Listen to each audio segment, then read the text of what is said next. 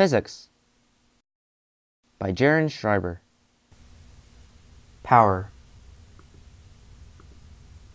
There are three formulas you want to know for power, the first of which is change in energy over change in time.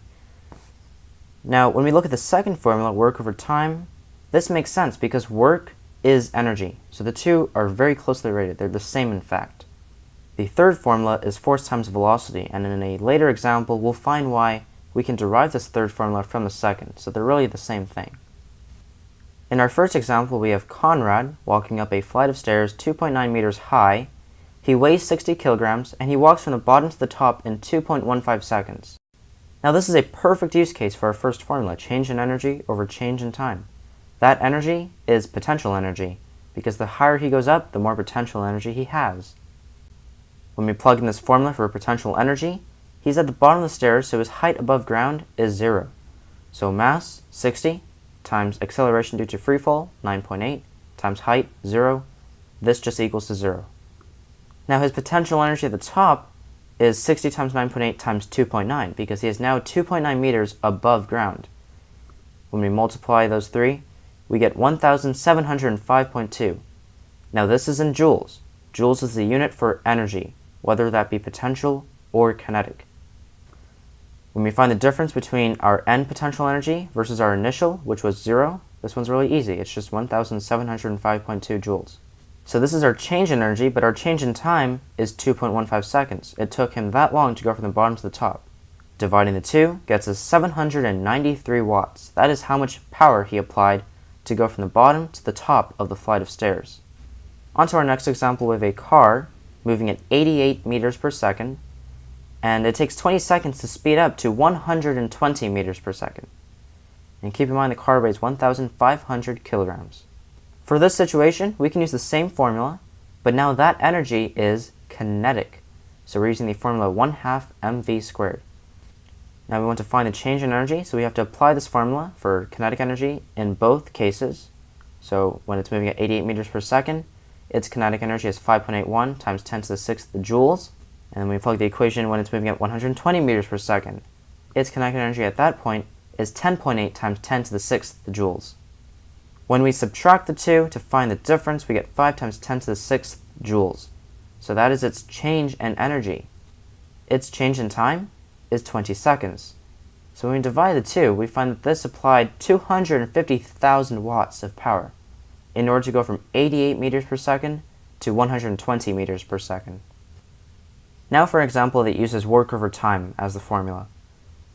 Both cubes have a force of 650 newtons being applied, and they're traveling 70 meters, so same amount of work being done. Remember, work is force times distance. That force is 650, that distance is 70 meters. Now for the top cube, that time in the denominator is 50, so it took it 50 seconds to apply that amount of work. When we work it all out, that was 910 watts of power. Now for the bottom cube, it achieved this amount of work in a much shorter amount of time, 20 seconds, and when we divide that, we get 2,275 watts. So 2,275 watts of power versus 910, that is a big difference. The bottom cube is a lot more powerful here. In our final example, there's an elevator that has a mass of 50 kilograms. It naturally has two forces, one pulling up, the cables, and one pulling down. This downward force is known as weight, and they are the same thing. If I find this downward force with the formula force is equal to mass times acceleration, that acceleration is Earth's gravity, so 9.8 meters per second. Now in physics, this weight is 490 newtons, but we often use pounds, and for every pound there are 4.45 newtons. That is the conversion rate. So the elevator is actually 110 pounds, but in physics, we use newtons, so we'll keep it at 490 newtons. We want to find the power necessary to keep this elevator going at 20 meters per second, so a constant velocity. That means it is not accelerating and it is not slowing down. And for that to be the case, the force pulling it up and the force pulling it down must be equal to each other. So this upward force will also be 490 newtons. Just for demonstration, what if this upward force was 690 newtons? Then the net force going up would be 200. Again, the difference between these two forces. When we apply the formula force, 200 newtons is equal to mass, 50 kilograms, times acceleration, that acceleration is 4 meters per second squared. but because these forces are equal to each other, that net force is 0. And so when we plug it into the formula, the acceleration is also 0. It is not speeding up, nor is it slowing down, only maintaining the same speed. We can use the second formula to find a new formula. Work is force times displacement, and notice displacement over time is the same thing as velocity.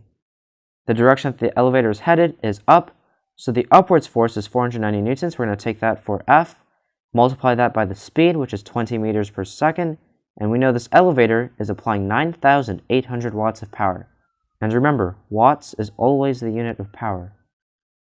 Look forward to many videos in the future, but in the meantime, make sure to subscribe and enable notifications so you can see when these videos get posted.